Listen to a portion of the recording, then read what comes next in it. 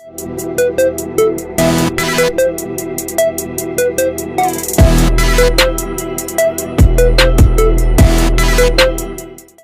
guys, welcome back to another whiteboard chat, and today we're going to talk about ghrelin. So I did a video on leptin, and I thought it would only be appropriate to talk about ghrelin since they have some similar features, some kind of opposing features, but in all reality, these two hormones, their goal is energy homeostasis. Their goal is hunger homeostasis. Their goal is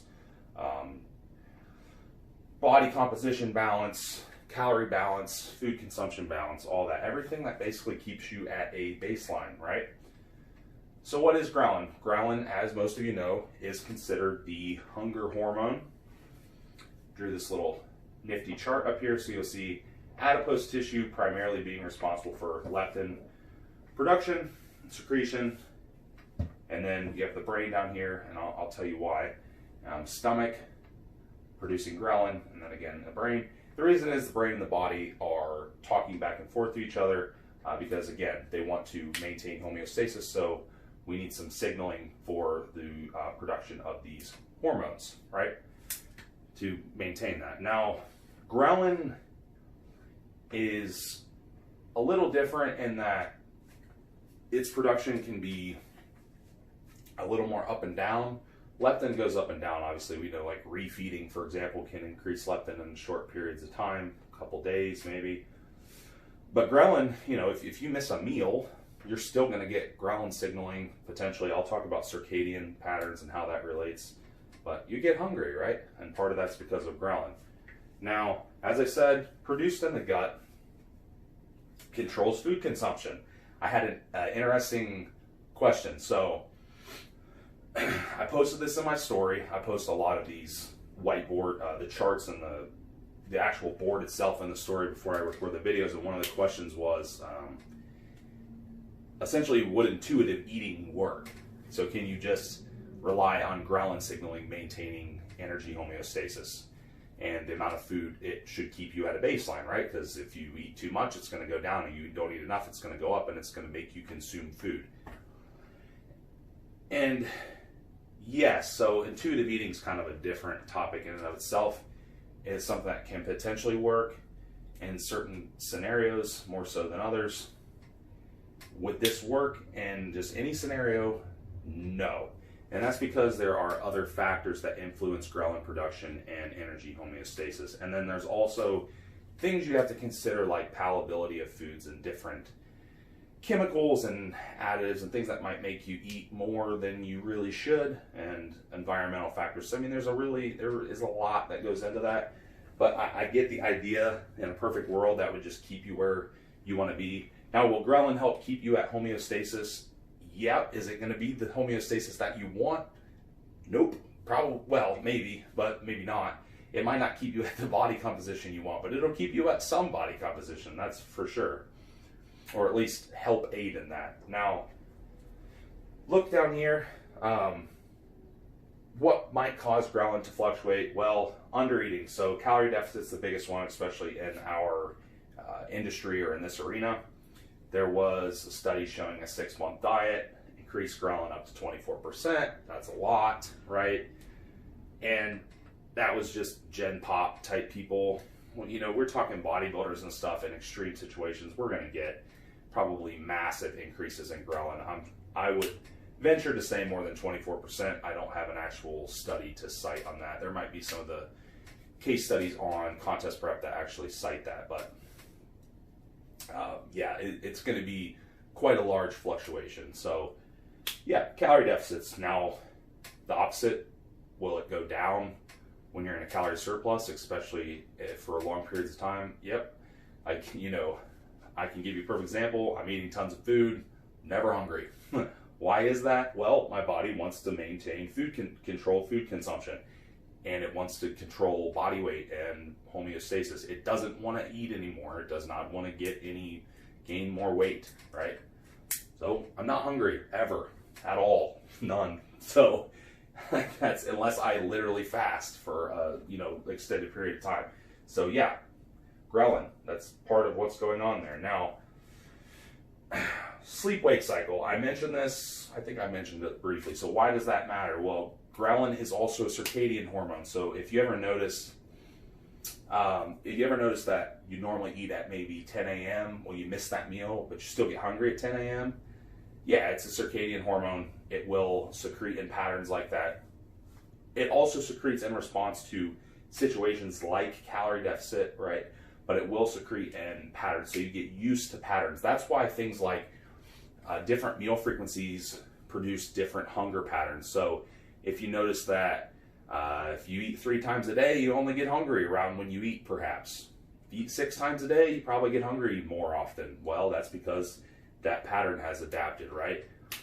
And it's not necessarily total food consumption, it's more so meal frequency in that case. But again, it's adapting, it's a circadian type of hormone in that way. So yeah, sleep-wake cycles definitely matter. If you're dieting, or I mean, in general, it's good to be routine. I always talk about sleep-wake times, and this is another reason for that. It's because it can control and make hunger patterns more predictable and make your routine more easy to maintain. So again, sleep-wake cycle definitely matters. Some other things, reward-seeking behavior. Yeah, this kind of also ties in with neurotransmitters and different reward-seeking behavior when it comes to food and palatability and things like that. So that's kind of a multi-dimensional type of factor. But yep, ghrelin plays into reward-seeking behavior. Taste, yep. Yeah, I'm going to use myself again just because it's easy. Everything tastes different. You ever been in contest prep or a long fat loss phase and everything tastes good, even weird stuff or even just plain stuff, like you could literally eat plain chicken and burnt plain chicken and it just tastes great? Well, ghrelin's part of what's going on there. Palatability definitely can change based on ghrelin levels. Nothing tastes good right now.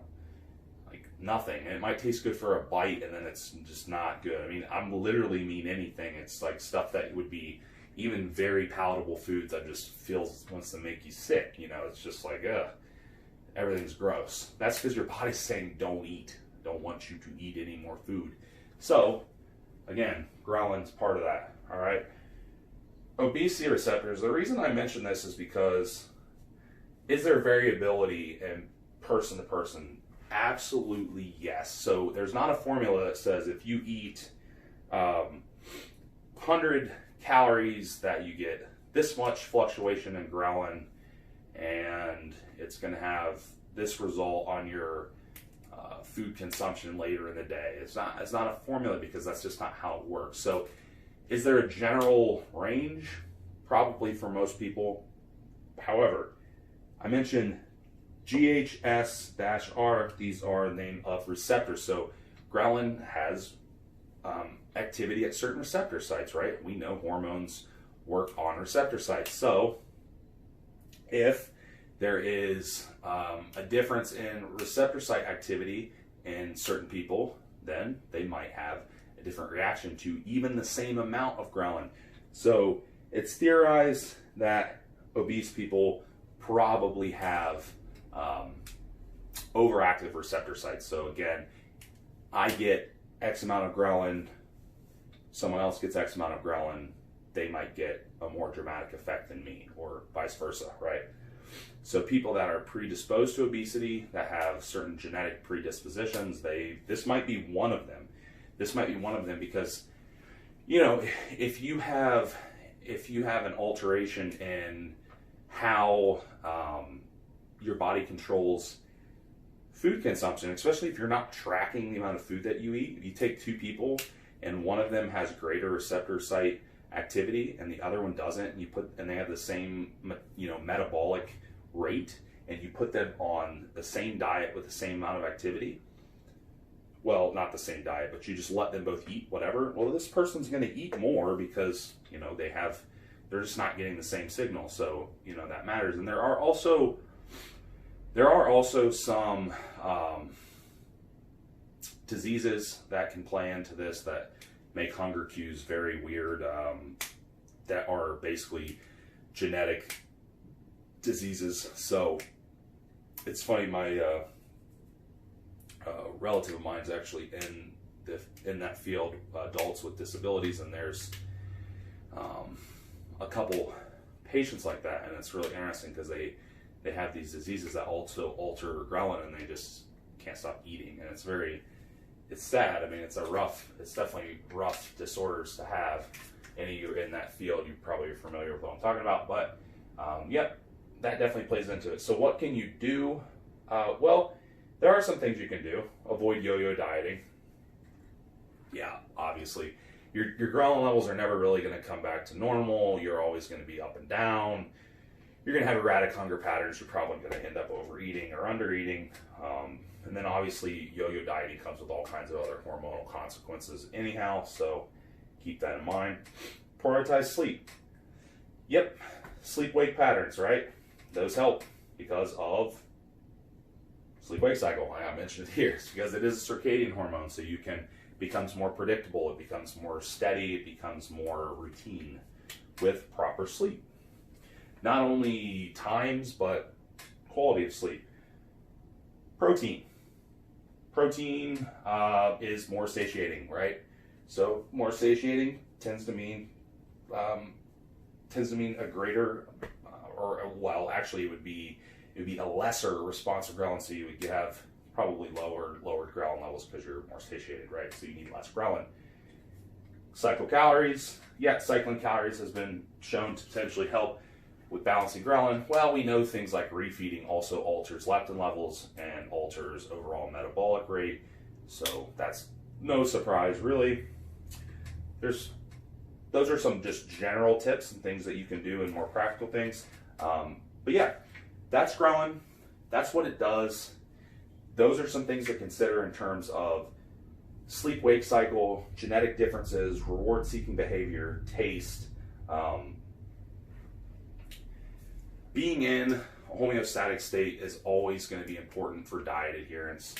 Yes, it's not realistic and deeper phase in prep. You are going to be further away from your normal set point. You're going to have funky ghrelin signaling. It's going to happen, but after, post contest and then off season, the sooner you can get back to that point of homeostasis and energy balance, the sooner that your food consumption cues or your hunger cues are going to feel more normal.